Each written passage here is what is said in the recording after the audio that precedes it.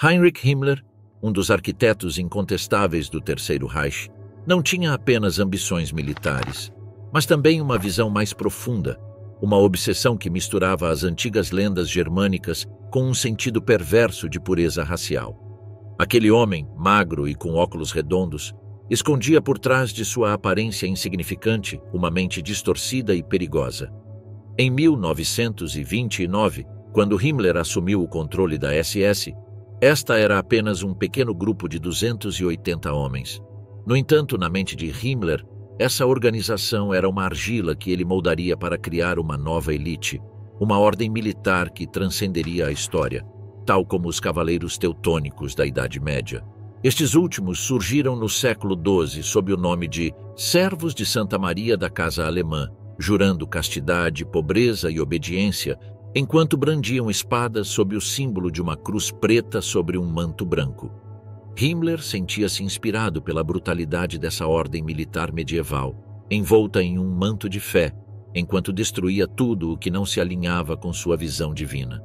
Desde o primeiro momento, Himmler viu na SS uma ferramenta, um veículo para materializar suas fantasias de uma raça ariana pura, sem misturas ou fraquezas. Sob sua direção, a SS cresceu rapidamente. Em 1933, já contava com 52 mil membros, todos meticulosamente selecionados. Não bastava ser um fervoroso nazista, não. Era preciso cumprir com os padrões de pureza racial que ele próprio definia. Aquele que não se encaixasse no molde era descartado sem hesitação. Sua obsessão com a história e a mitologia germânica o levou a buscar no passado uma justificativa para suas ações no presente. Para ele, os membros da SS não eram simples soldados. Eram uma nova ordem de cavaleiros, uma reencarnação dos cavaleiros teutônicos, aqueles guerreiros cristãos que lutaram pela expansão de sua fé em terras pagãs. No entanto, em vez da cruz, esses novos cavaleiros lutavam pela suástica, e sua fé não era em um deus, mas em um Führer. Himmler via neles os guardiões do futuro ariano, aqueles que protegeriam a pureza da raça e garantiriam o domínio nazista sobre a Europa. Mas ele também precisava dotar a SS de uma aura mística, um vínculo com o sobrenatural que lhes desse um sentido de propósito além do terreno. Himmler promoveu um culto AOS e ancestrais entre seus homens, acreditando que ao venerar seus antepassados, a raça se manteria pura e o espírito alemão se manteria imortal. Em 1939, a SS tomou posse da Igreja da Ordem Teutônica em Viena, um ato simbólico que unia o passado com o presente, consagrando a SS como os herdeiros daquela ordem medieval. Mas Himmler não parou por aí. Ele criou um conjunto de símbolos e costumes que consolidaram a identidade da SS como uma elite separada do restante da sociedade alemã. O logotipo das duas runas em forma de raio, adotado em 1932, foi um desses símbolos. Foi uma criação de Guido von List, um ocultista austríaco, que havia desenhado 18 runas em 1906. A runa original, conhecida como Sovilo, representava o Sol, mas Himmler a transformou no símbolo da vitória nazista. Este símbolo, carregado de significado esotérico, tornou-se uma marca temida em toda a Europa. Outro símbolo que Himmler adotou com fervor foi o Totenkopf, a caveira, que já havia sido usada por unidades militares alemãs durante séculos. No entanto, em suas mãos, a caveira se transformou em algo mais do que um emblema militar. Era um juramento de lealdade até a morte, um compromisso que cada membro da SS assumia ao receber seu anel com a caveira. Para Himmler, esses anéis não eram simples objetos, eram relíquias que nunca deveriam ser vendidas e que deveriam ser devolvidas a ele quando seu portador falecesse.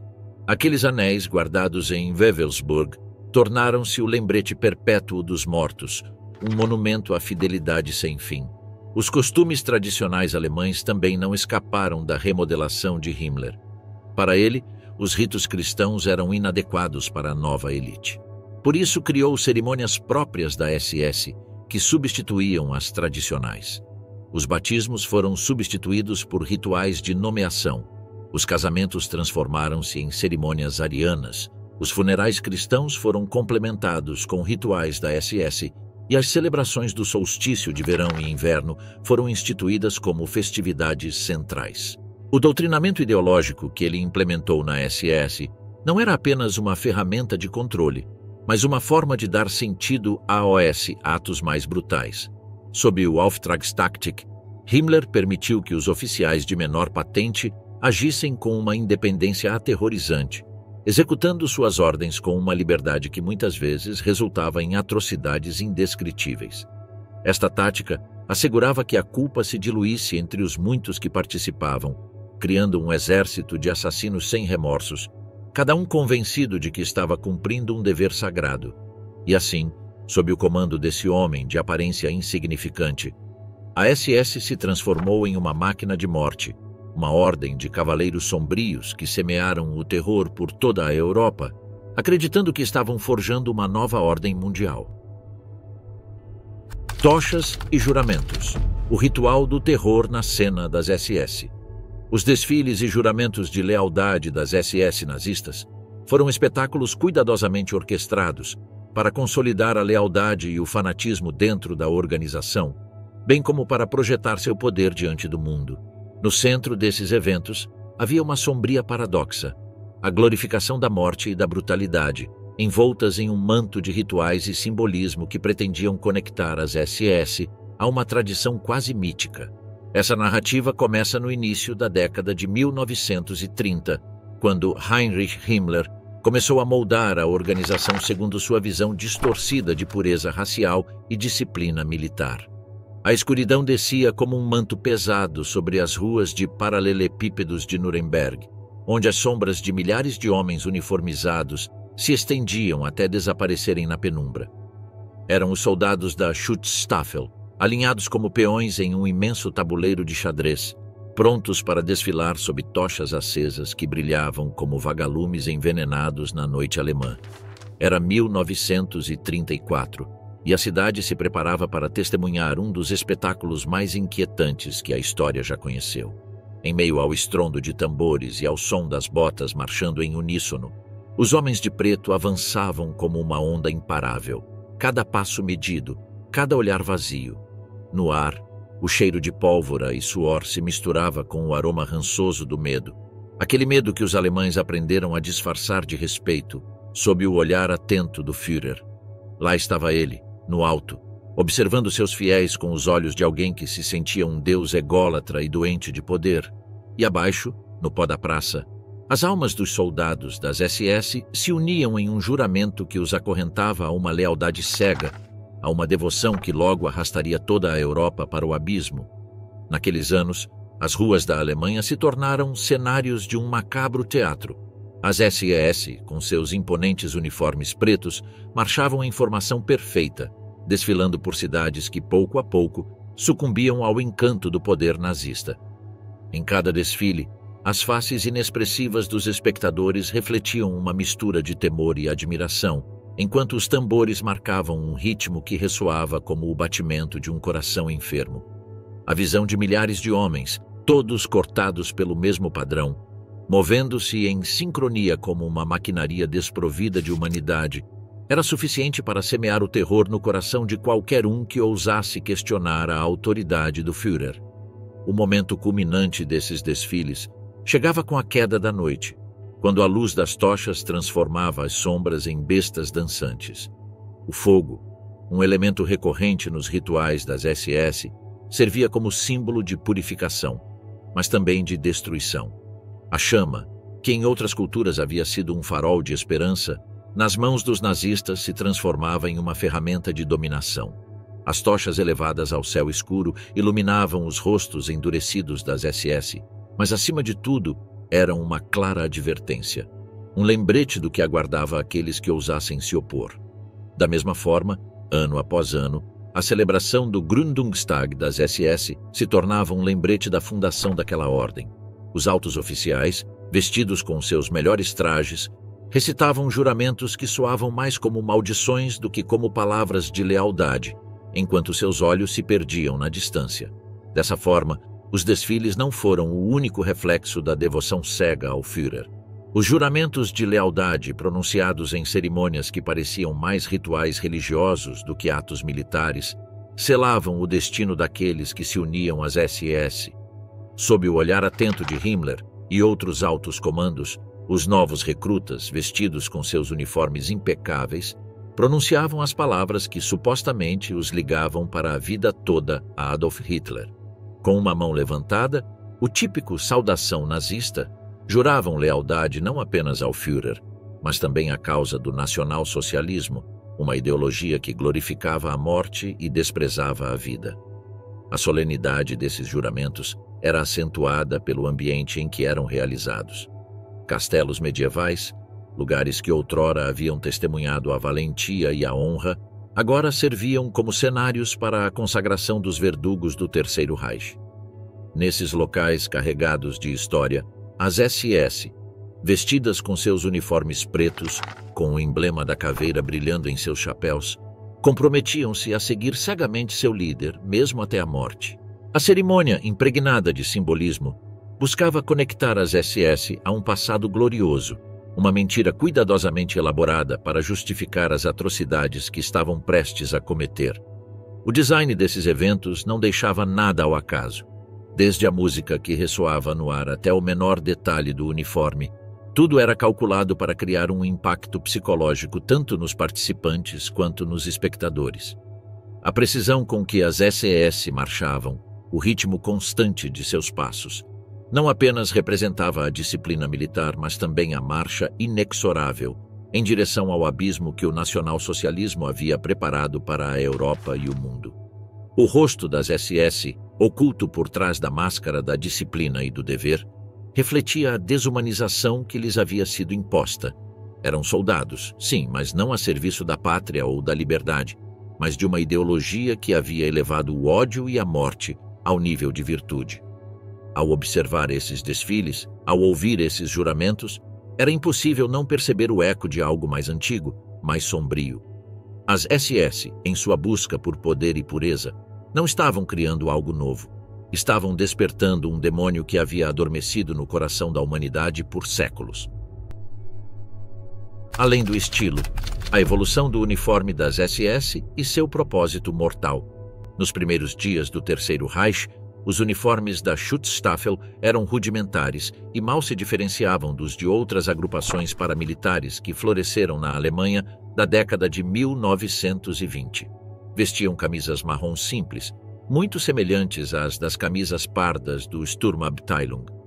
Esses uniformes, projetados para promover a unidade e a camaradagem, careciam de elementos distintivos que os fizessem sobressair no cenário político e militar da Alemanha entre guerras. A transformação começou em 1932, quando foi introduzido o distintivo de braço da SS. Um círculo branco com uma suástica negra no centro, símbolo que já havia sido adotado pelo Partido Nazista em 1920, emergiu como uma marca que encapsulava a missão da SS, a pureza racial e a lealdade inabalável à visão de Hitler. Essa primeira modificação se limitava a um toque simbólico, mas logo viria uma metamorfose mais radical. Em 1934, Heinrich Himmler, empenhado em seus propósitos, decidiu que suas tropas de elite precisavam de uma vestimenta que refletisse sua autoridade e brutalidade. Ele encomendou a Karl Diebitsch o design de um uniforme que seria a própria definição de disciplina e terror. Diebitsch, com a ajuda de Hugo Boss, um fabricante de roupas de Metzingen, esculpiu um conjunto destinado a deixar uma marca indelével na psique alemã e europeia. O resultado foi o icônico uniforme preto da SS, projetado para ser ao mesmo tempo funcional e visualmente impactante. Inspirado no traje dos soldados de montanha da Baviera, o uniforme incluía botas altas, calções e bombachas. A cor preta não apenas simbolizava luto, mas oferecia uma vantagem prática. Escondia melhor a sujeira e o desgaste do que as cores mais claras. No entanto, a escolha do preto tinha um propósito mais sinistro. Era uma cor que evocava a morte e o medo, uma escolha deliberada para infundir terror. As insígnias que adornavam esses uniformes eram as de maior impacto. Nos emblemas do colarinho encontravam-se as runas da SS, símbolos de pureza racial e uma conexão com o oculto.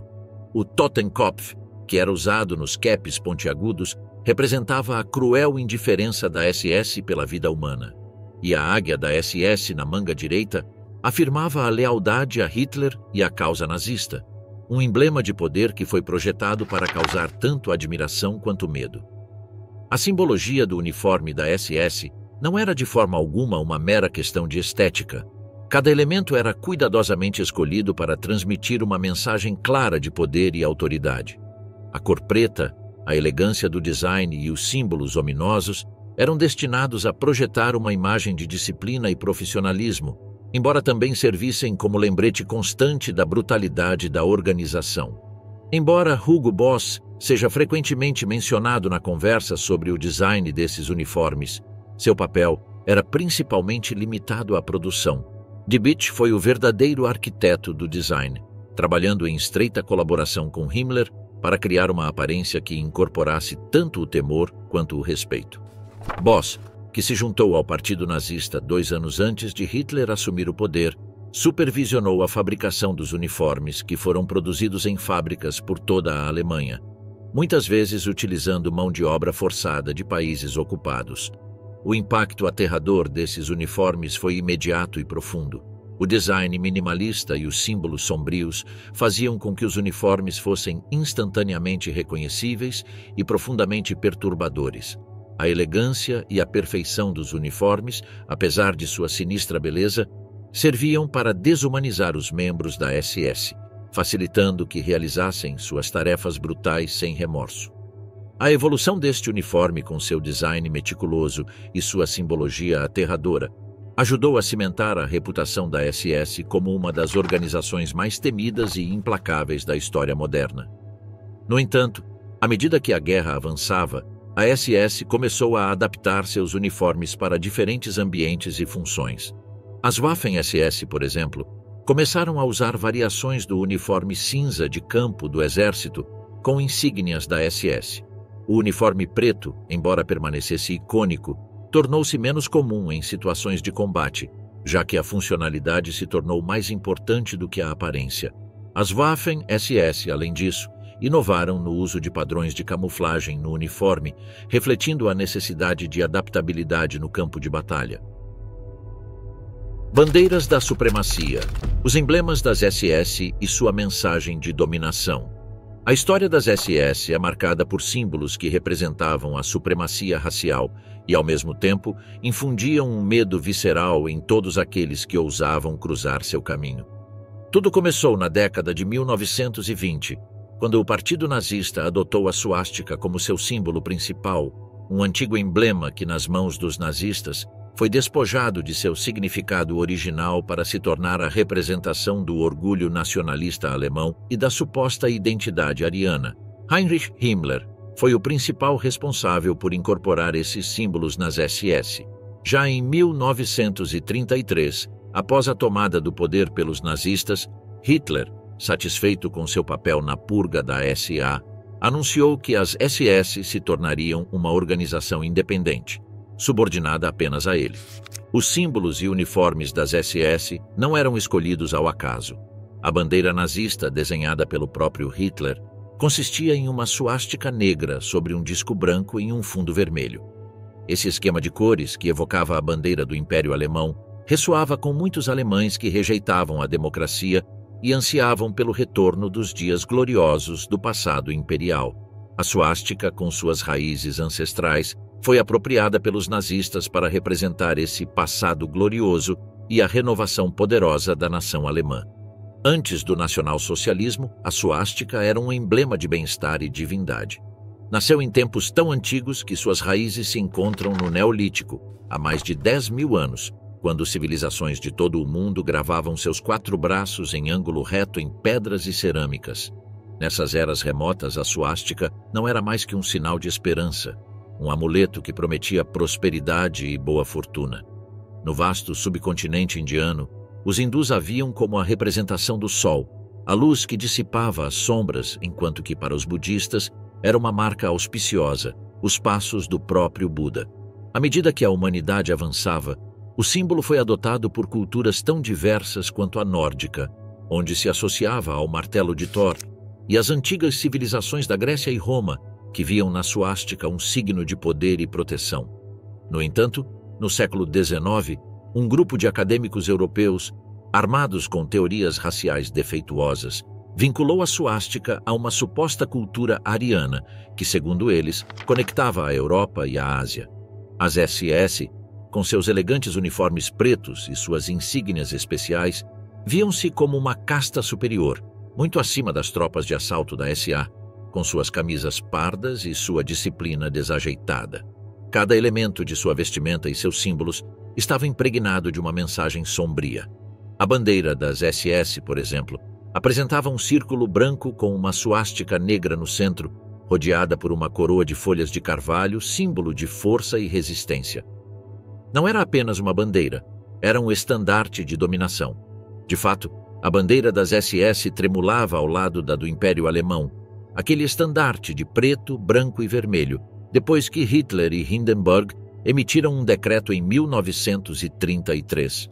Esse ato simbólico tentava conectar o regime nazista com o glorioso passado do Império Alemão, como se a nova Alemanha nazista fosse uma continuação natural desse poder imperial. Os nazistas também empregaram várias runas. Essas antigas marcas, que outrora adornavam pedras e amuletos, viram seu destino ser reescrito por uma organização que soube moldar o medo e o ódio em símbolos. Os nazistas se apegaram às invenções de um ocultista moderno, Guido von List, que com uma mistura de fantasia e delírio criou as runas armanas, uma versão distorcida das runas germânicas originais. A mais proeminente dessas runas foi a Sig, um raio estilizado que, sob o olhar dos líderes das SS, se tornou um emblema de vitória. Foi uma adaptação livre que Karl Maria Willigut fez sobre a Sovilo, de Guido von List. Essa marca, que outrora representou o sol em culturas antigas, agora era usada para identificar aqueles que serviam ao Reich com uma devoção cega e aterradora. Essas runas, agora carregadas de significados sombrios e manipuladas para servir a uma ideologia de ódio, tornaram-se ferramentas de controle e doutrinação. Os membros das SS, envoltos em uma aura de misticismo e poder, foram moldados para acreditar que eram os guardiões de um legado ancestral, uma raça superior destinada a dominar o mundo. As bandeiras e estandartes das SS eram exibidos com orgulho nos comícios e eventos nazistas, como os grandes desfiles anuais em Nuremberg. Esses símbolos não eram apenas um reflexo do orgulho e da lealdade do povo alemão ao regime, mas também uma ferramenta de intimidação, projetada para infundir medo nos corações de seus inimigos. Com o fim da Segunda Guerra Mundial, os símbolos das SS foram proibidos em muitos países, e sua exibição é considerada um delito em muitos casos. No entanto, esses símbolos continuam a ser usados por grupos neonazistas como um lembrete de um capítulo sombrio na história, um capítulo que a humanidade não deve esquecer, embora alguns o utilizem para alimentar o ódio e a intolerância no presente. Talismãs da morte, as armas e cintos simbólicos que moldaram as SS. Na Alemanha nazista, o jogo do simbolismo atingiu seu ápice com a criação e o uso de símbolos que misturavam o antigo com o moderno, o sagrado com o profano. As SS encontraram nas adagas cerimoniais e nas fivelas de cinto não apenas ferramentas de guerra, mas artefatos carregados de significado, projetados para moldar a identidade e lealdade de seus membros e, sobretudo, projetar uma aura de terror. Assim nasceu o SS Ehrendote, uma adaga de honra cujo design não foi casualidade, mas um meticuloso ato de manipulação histórica. A escolha de uma adaga suíça do século XVI como modelo não foi um simples capricho estético. A Suíça, com sua reputação pela produção de armas de alta qualidade e seus mercenários famosos por sua destreza em batalha, representava tudo o que os nazistas queriam encarnar: a supremacia racial e o poderio militar. As SS não podiam resistir à tentação de adicionar um toque mais sinistro a essa criação. Eles se inspiraram na adaga Holbein, exibida no Museu da cidade de Munique, que trazia gravada uma imagem da Dança da Morte, uma obra do artista alemão Hans Holbein, o Jovem. Essa gravura macabra, onde a morte conduz diferentes personagens ao seu final inevitável, ressoava profundamente com a fascinação das SS pelo oculto e pelo mortal. Era, essencialmente, a personificação de sua missão: ser a própria morte, conduzindo os indignos ao seu destino. A adaga também foi projetada para remeter aos cavaleiros teutônicos, aqueles guerreiros medievais envolvidos em um código de cavalheirismo e lealdade.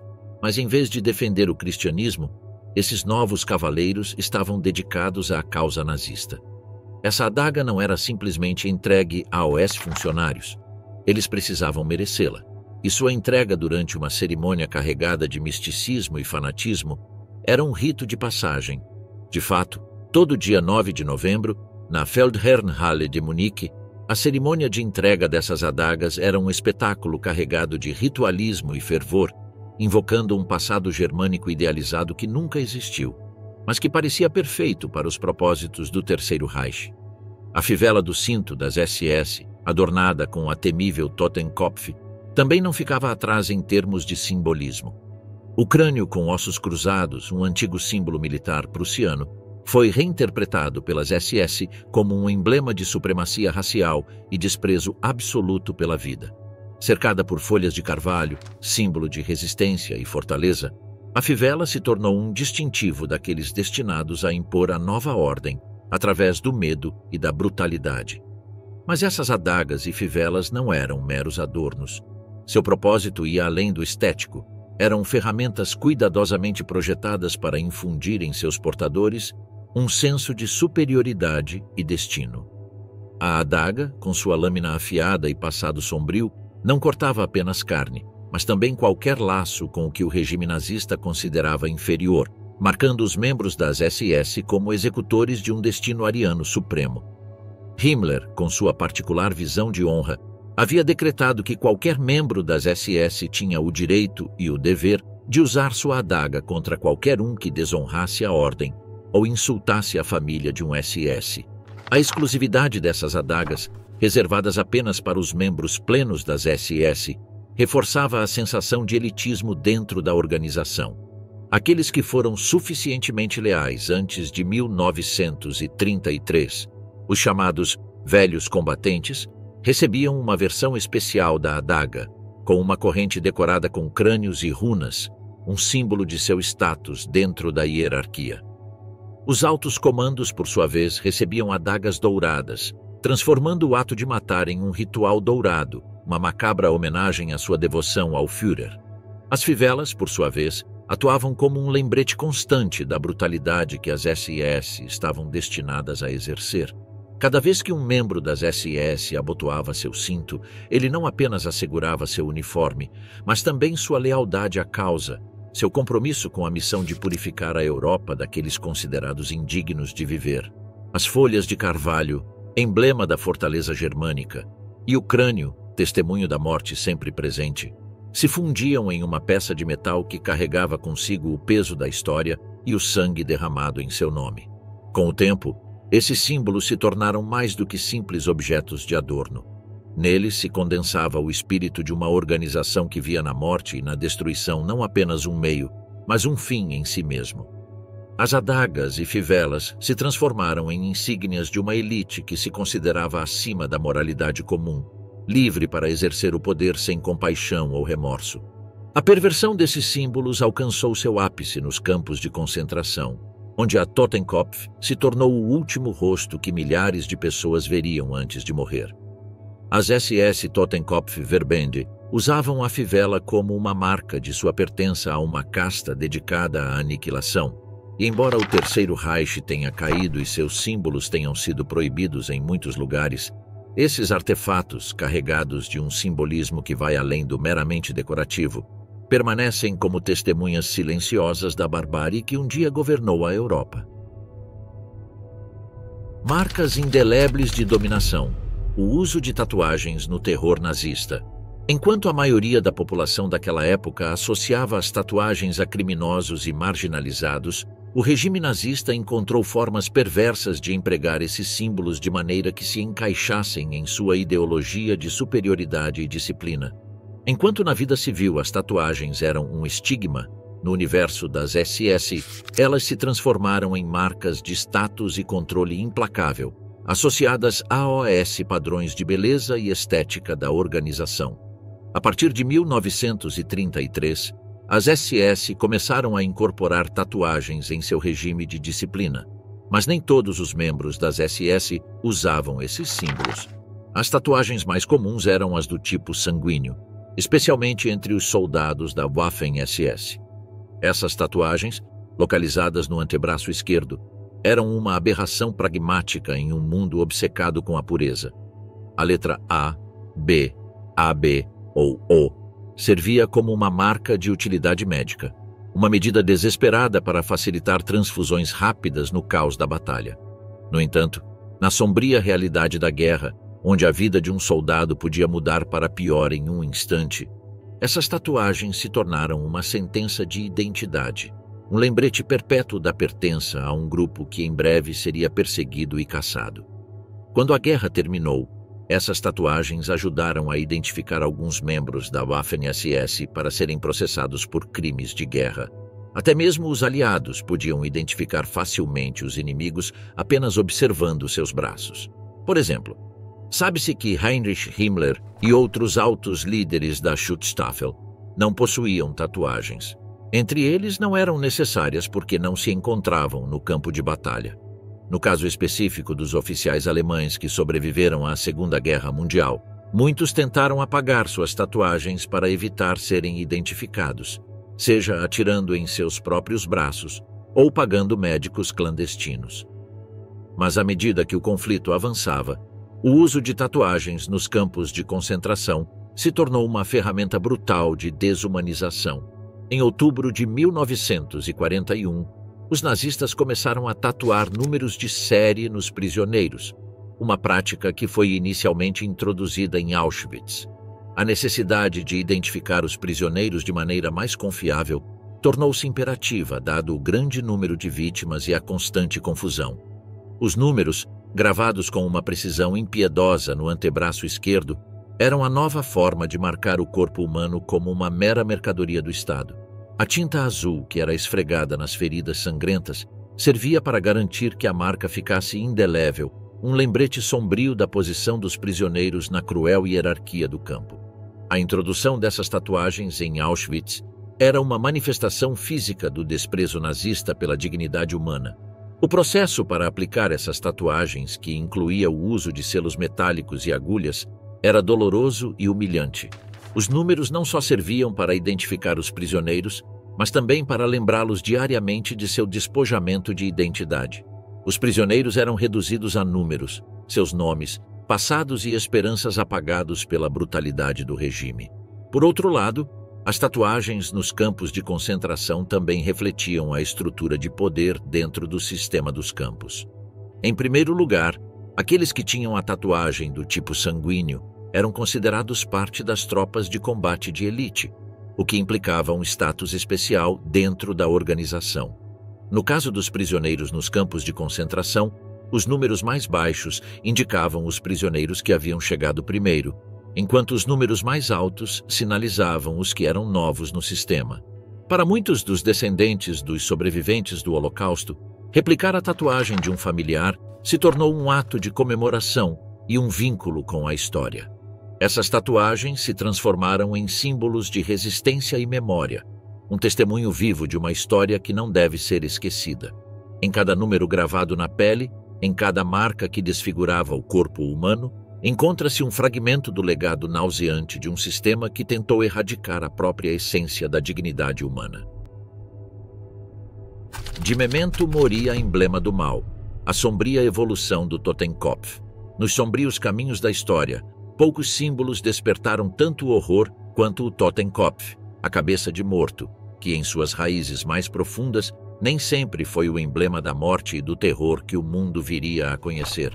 Nascido no seio do militarismo prussiano do século XVIII, esse crânio coroado com ossos cruzados surgiu inicialmente como um lembrete Memento Mori, um símbolo da fugacidade da vida e do sacrifício na batalha. No entanto, o destino, sempre caprichoso, tinha outros planos para esse emblema, destinando-o a uma transformação sombria que o marcaria para sempre.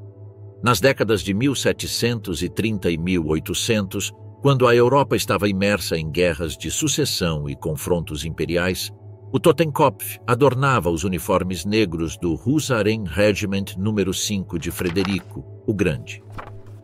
Esses hussardos, com seus uniformes escuros e o símbolo da caveira brilhando em seus chapéus, se tornaram uma representação da própria morte no campo de batalha, um aviso para aqueles que ousavam enfrentar a máquina prussiana.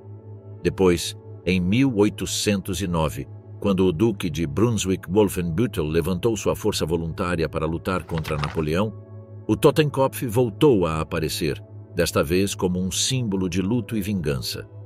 Os Black Brunswickers, com seus uniformes escuros e sua caveira como emblema, marcharam para a guerra com a morte às suas costas e o sangue em seus corações. Mas esses tempos, embora marcados pela violência, empalidecem em comparação com o que o Totenkopf viria a representar sob o jugo da suástica. A chegada de Adolf Hitler ao poder em 1933 foi o prelúdio de uma era de escuridão para a Europa, e o Totenkopf, ressuscitado do passado, tornou-se o emblema perfeito para a Schutzstaffel. Julius Schreck foi o artífice dessa ressurreição, tomando a caveira como símbolo de lealdade inabalável, de sacrifício até a morte pelo Führer e pela nação alemã. Mas sob o olhar frio de Heinrich Himmler, o chefe das SS, esse símbolo adquiriu um novo significado, tingido de fanatismo, crueldade e desprezo pela vida humana. Nos campos de concentração e extermínio que surgiriam sob a administração da SS Totenkopfverbände, o Totenkopf se tornou a face visível de um regime dedicado à aniquilação. Os homens que carregavam esse símbolo em seus uniformes eram os carrascos de milhões, os arquitetos de um horror tão vasto que desafia a compreensão.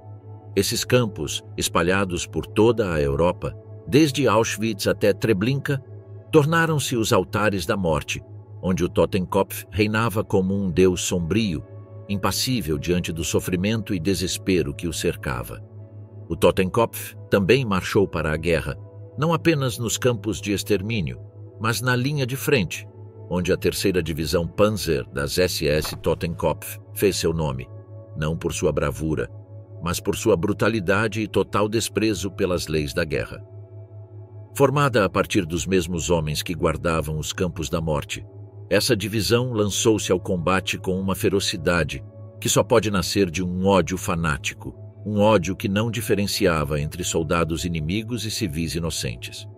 Nas terras devastadas da França, Rússia e além, o Totenkopf deixou uma marca indelével, um rastro de sangue e cinzas que ainda hoje mancha as páginas da história. Sob o comando de homens como Theodor Eicke, a divisão Totenkopf dedicou-se a uma guerra sem quartel, uma guerra onde a vida não tinha valor e a morte era a única constante. Os massacres de civis, a execução sumária de prisioneiros e a destruição sem sentido tornaram-se sua marca registrada. Em cada combate, em cada aldeia arrasada, o Totenkopf brilhava com um brilho maligno. No entanto, o Totenkopf também foi uma ferramenta de doutrinação, uma marca que, uma vez adotada, consumia quem a carregava, transformando-o em um instrumento do mal mais absoluto. Himmler, em sua visão distorcida do mundo, via na caveira não apenas um lembrete da morte, mas um chamado à imortalidade através do sacrifício total pela causa nazista. Para ele, o Totenkopf era a manifestação visual de um credo em que a morte, longe de ser temida, deveria ser abraçada como um dever sagrado. O legado do Totenkopf é, em última análise, um legado de horror. Embora suas origens estivessem longe de ser sombrias, foi sob o regime nazista que esse símbolo se tornou a própria encarnação da morte e do sofrimento. Nos anos que se seguiram ao colapso do Terceiro Reich, o Totenkopf não desapareceu, mas continuou sua existência nas sombras, adotado por aqueles que ainda subscrevem a ideologia de ódio e morte que uma vez governou a Europa. Nas mãos de grupos neonazistas e organizações de ódio, a caveira continua sendo um símbolo de violência, um lembrete de que, embora o Terceiro Reich tenha sido derrotado, suas ideias tóxicas ainda persistem às margens da sociedade.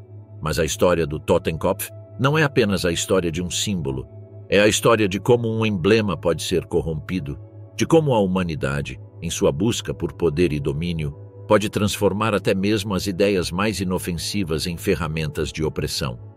A caveira, outrora um lembrete da mortalidade e do sacrifício, tornou-se um emblema da imortalidade através da violência, um aviso do que acontece quando o poder é entregue aos piores instintos do homem. Entre muros malditos, o ressurgimento sombrio de Wewelsburg sob o Terceiro Reich. O castelo de Wewelsburg, situado na região da Renânia do Norte-Westfália, na Alemanha, carrega séculos de história que parecem estar gravados em seus muros como cicatrizes indeléveis. A fortaleza, originalmente construída no século IX, foi testemunha das reviravoltas da história alemã, desde as batalhas entre tribos germânicas e romanas até o esplendor da era renascentista. No entanto, seu nome ficaria marcado de forma indelével no século XX, quando se tornou um símbolo sombrio da ideologia nazista sob o olhar fanático de Heinrich Himmler. Nos primórdios do século XVII, o castelo, na época uma mera construção defensiva, foi transformado pelo príncipe-bispo de Paderborn em uma residência ao estilo renascentista. Suas paredes, outrora testemunhas da defesa contra invasores, foram cobertas por estuques e decorações que falavam de uma época de opulência e poder eclesiástico. Mas esse esplendor não seria eterno. As chamas e a negligência levaram o edifício a um estado de ruína, quase esquecido pelo tempo e pela história. Foi nos anos 30 do século XX que Wewelsburg voltou a ganhar protagonismo. Himmler, em seu esforço para dotar as SS de um centro espiritual e simbólico, voltou seus olhos para a velha fortaleza. O castelo, com sua planta triangular única, foi escolhido não apenas por sua estrutura, mas por sua proximidade com a lendária localização da Batalha da Floresta de Teutoburgo, onde os germanos infligiram uma derrota esmagadora às legiões romanas no ano 9. Este lugar estava carregado de um simbolismo que Himmler não podia ignorar. Assim começou a metamorfose de Wewelsburg sob o jugo do regime nazista. As reformas foram extensas e nenhum gasto ou recurso foi poupado, embora esses recursos proviessem das fontes mais vis. O trabalho forçado. Perto do castelo foi estabelecido um campo de concentração onde prisioneiros de toda a Europa eram explorados até a morte, seus corpos enfraquecidos pela desnutrição e doenças, suas almas quebradas pela brutalidade dos guardas das SS. Dentro de seus muros, Himmler ordenou a criação da Sala dos Generais das SS e de uma cripta, ambos espaços carregados de simbolismo místico. A sala, adornada com o emblema da Sonnenrad, um símbolo esotérico que Himmler relacionava com a antiga herança ariana, estava destinada a ser o local onde os mais altos oficiais das SS se reuniriam para realizar rituais que, segundo eles, reforçariam sua conexão com esse passado mítico que tanto desejavam reviver. Na cripta, por outro lado, planejava-se homenagear os membros caídos das SS, como se o lugar fosse um santuário destinado aos mártires de sua causa. A obsessão de Himmler por Wewelsburg não conhecia limites. Ele sonhava em expandir o castelo até transformá-lo no centro do mundo, um complexo colossal de onde o Terceiro Reich dominaria o planeta após sua vitória final. Os planos eram grandiosos, desmesurados, refletindo a megalomania do líder das SS. No entanto, esses sonhos de grandeza foram interrompidos pela dura realidade da guerra. À medida que o conflito avançava e as derrotas se acumulavam, os recursos começaram a escassear e as obras em Wewelsburg foram desacelerando até quase pararem completamente. Mas o destino do castelo não estava selado com o colapso do regime nazista. Nos últimos dias da guerra, quando os exércitos aliados se aproximavam inexoravelmente, Himmler ordenou a destruição de Wewelsburg para que não caísse em mãos inimigas. A destruição foi parcial. Explosivos insuficientes e uma retirada apressada deixaram o castelo em um estado de devastação incompleta, como um cadáver mutilado abandonado no campo de batalha. Após a guerra, Wewelsburg foi ocupado pelas forças aliadas e depois submetido a um processo de restauração que durou vários anos. Em 1950, o castelo reabriu suas portas como um museu e albergue juvenil, uma tentativa de redimir o lugar de seu passado sombrio. No entanto, a sombra do nazismo era longa demais para ser ignorada e, em 1977, decidiu-se transformar o castelo em um monumento comemorativo, lembrando não apenas as atrocidades cometidas, mas também a ideologia que as inspirou. O Museu de Wewelsburg, inaugurado em 1982, começou a mostrar ao público a realidade oculta por trás das paredes da fortaleza. Os objetos expostos, as fotografias, os documentos, tudo narrava a história de um lugar que havia sido testemunha do lado mais sombrio da humanidade. Ao longo dos anos, o museu continuou evoluindo, aprofundando-se no estudo da ideologia e do terror que as SS encarnaram. Em 2010, uma nova exposição permanente intitulada Ideologia e Terror das SS foi aberta ao público, oferecendo uma visão ainda mais penetrante de como Wewelsburg foi utilizado como ferramenta da máquina de propaganda nazista. O castelo também se tornou um lugar de comemoração para as vítimas do campo de concentração de Niederhagen, onde pelo menos 1.285 pessoas perderam a vida.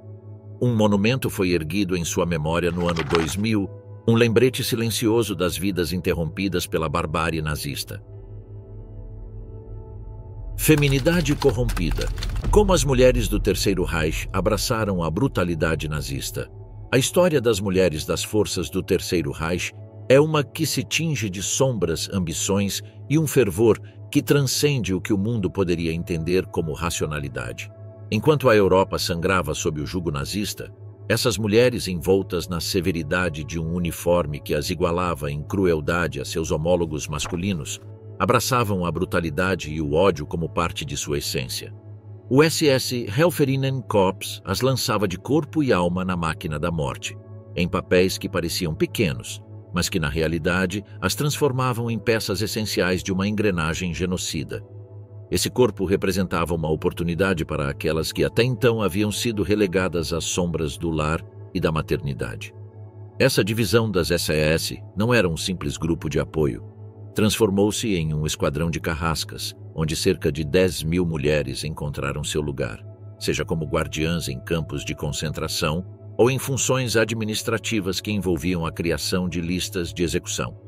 Essas mulheres, jovens, na maioria com idades entre 17 e 30 anos, eram recrutadas por meio de campanhas que apelavam à sua lealdade ao Reich. Eram treinadas para atender a critérios físicos específicos, porque na ideologia nazista, a aparência não era um simples adorno, mas uma declaração de pureza e superioridade racial. Assim, em uma época em que maquiagem e joias eram reprimidas por serem vistas como artifícios de vaidade, as mulheres das SS adotaram uma estética que fundia rigidez militar com uma grotesca versão de feminilidade. Seus uniformes, desenhados para imitar os dos homens, com botas que ressoavam no chão como um eco de poder e autoridade, contribuíam para uma presença que era tanto temida quanto detestada. No ano de 1942, a necessidade de pessoal nos campos de concentração abriu a porta para as primeiras guardiãs em lugares como Auschwitz e Ravensbrück. A palavra Aufseherin tornou-se sinônimo de terror para as prisioneiras que tinham o infortúnio de se encontrar sob o olhar vigilante dessas mulheres. Nos campos femininos como Ravensbrück, onde as supervisoras superiores e as líderes de campo ostentavam um poder quase absoluto, estabeleceram-se hierarquias cruéis. Essas mulheres lideravam com mão de ferro, administrando as listas de trabalhos forçados e as contagens diárias, decidindo com um gesto quem viveria mais um dia e quem não viveria. Mas não eram meras espectadoras. Embora as execuções em massa geralmente fossem reservadas aos homens das SS, essas mulheres não permaneciam inocentes. Participavam ativamente na seleção das vítimas e na aplicação das regras implacáveis do campo. A relação entre as mulheres e os homens das SS era complexa, uma mistura de camaradagem e competição. Himmler, o arquiteto das SS, promovia a ideia de que as guardiãs eram iguais aos homens, uma mensagem que essas mulheres adotaram com fervor. No entanto, na escuridão dos campos, muitas buscavam demonstrar seu valor e lealdade por meio da imitação da brutalidade masculina. O resultado era uma macabra dança de poder, onde a identidade feminina se retorcia e se deformava, transformando-se em uma arma letal. O uniforme que vestiam, com suas botas de montaria e saias projetadas para manter uma aparência de feminilidade, era muito mais do que roupas. Era um símbolo da disciplina férrea que o regime exigia, uma disciplina que desumanizava tanto quem as vestia quanto aqueles que sofriam sob seu poder. A imagem de uma mulher com cabelo meticulosamente penteado, adotando posturas rígidas e militarizadas enquanto ditava ordens de morte, é uma imagem que o mundo tentou esquecer, mas que permanece latente no tecido da história. O conflito interno que essas mulheres enfrentavam, se é que alguma vez enfrentaram, permanecia escondido atrás de uma fachada de lealdade e obediência cega. Conformar-se ao ideal ariano de beleza não era apenas uma questão de vaidade, era uma obrigação ideológica, uma forma de empoderar-se dentro de um sistema dominado por homens. Mas esse poder, que buscava igualá-las a seus homólogos masculinos, as afundava ainda mais na crueldade. Muitas delas adotaram comportamentos brutais como uma forma de demonstrar seu valor, tornando-se tão implacáveis quanto aqueles homens que buscavam impressionar. As mulheres que não se conformavam a esse padrão enfrentavam não apenas o ostracismo social, mas também o perigo de serem vistas como inadequadas para a missão do Reich. Aquelas que cumpriam esse ideal com seus cabelos loiros e olhos azuis eram celebradas como as mães do futuro ariano, enquanto aquelas que falhavam eram relegadas, com suas oportunidades de ascender na estrutura nazista consideravelmente limitadas. O esforço para manter essa imagem de perfeição ariana foi acompanhado por uma propaganda implacável. Os meios de comunicação nazistas não apenas promoviam, mas também impunham essas ideias por meio de uma campanha constante que glorificava os valores raciais do Reich. As mulheres que estavam dentro das SS, especialmente aquelas em papéis de poder, eram forçadas a conformar-se a essa imagem, não apenas como uma forma de sobreviver dentro do regime, mas como um meio de exercer controle e poder sobre os outros. Assim, o SS Helferinnenkorps e as mulheres guardiãs dos campos de concentração não foram meras notas de rodapé na história do nazismo. Foram participantes ativas, cujas ações, embora em grande parte esquecidas ou minimizadas, foram essenciais para o funcionamento da máquina genocida do Terceiro Reich. Essas mulheres não apenas vestiram uniformes impecáveis, mas também carregaram consigo o peso de um ódio institucionalizado. Um ódio que se manifestou em cada ordem que davam, em cada prisioneiro que marcavam para a morte. Nazistas na telona, o sombrio fascínio do mal na cultura popular. Na reconfortante escuridão de uma sala de cinema, a tela começa a iluminar-se, projetando imagens que moldaram a percepção de gerações sobre um dos períodos mais sombrios da história. A representação do regime nazista, especialmente através da lente de Hollywood, teceu uma narrativa que, apesar de suas pretensões de condena, deixou uma marca indelével na cultura popular. Desde as primeiras sequências, Adolf Hitler aparece como uma figura quase mítica, um arquétipo do mal absoluto. Na mente dos espectadores, sua imagem entrelaça-se com a do demônio, o antagonista por excelência. Hollywood, com sua habilidade de transformar realidades complexas em relatos simplificados, converteu o Führer em uma espécie de vilão de quadrinhos, despojado de sua humanidade, o que, paradoxalmente, o tornou ainda mais temível. Produções como The Man in the High Castle não apenas exploraram uma história alternativa em que o eixo venceu a Segunda Guerra Mundial, mas também perpetuaram a imagem de um Hitler envelhecido, mas ainda poderoso, reinando sobre um mundo distópico. Não é surpreendente que a figura de Hitler tenha sido representada em tantos filmes. Em Downfall, seu final no bunker de Berlim transformou-se em um espetáculo mórbido, uma descida à loucura que os espectadores puderam observar do conforto de seus assentos. O filme, embora aclamado por sua precisão histórica, também alimentou o mórbido fascínio do público, oferecendo uma visão voyeurista do ocaso do ditador. No entanto, a representação do nazismo não se limitou à figura de Hitler. A Schutzstaffel tornou-se um símbolo do mal em sua forma mais pura. Filmes como Schindler's List e Inglourious Basterds não apenas apresentaram a SS como uma máquina de matar, mas a converteram em um ícone visual, um emblema do terror que, com o tempo, metamorfoseou-se em algo mais sombrio e complexo. O uniforme negro da SS, com sua implacável simetria e suas linhas austeras, transformou-se em uma espécie de fetiche na cultura popular. Hollywood, com plena consciência disso ou talvez sem perceber, transformou essa vestimenta em um símbolo de poder. Um poder que, apesar de sua associação com a brutalidade, começou a ser admirado. Designers de moda inspiraram-se nesses uniformes, despojando-os de seu contexto histórico e vendendo-os como declarações estilísticas, uma tendência que muitos chamaram de nazi chic. A moda, assim como o cinema, tem a capacidade de descontextualizar, e nesse caso fez isso com consequências inquietantes. No cinema, os nazistas começaram a ser representados não apenas como vilões, mas como figuras quase teatrais, excessivas em sua maldade, mas também em seu carisma. O personagem Hans Landa em Inglourious Basterds, interpretado magistralmente por Christoph Waltz, é um exemplo perfeito dessa dualidade.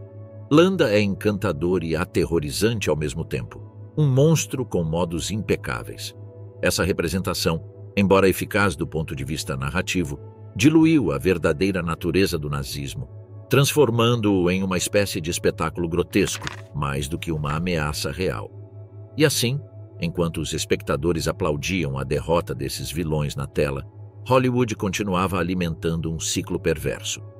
A SS, que na realidade era agente de genocídio e opressão, converteu-se em símbolo de maldade que podia ser inserido em qualquer narrativa, independentemente de seu contexto histórico.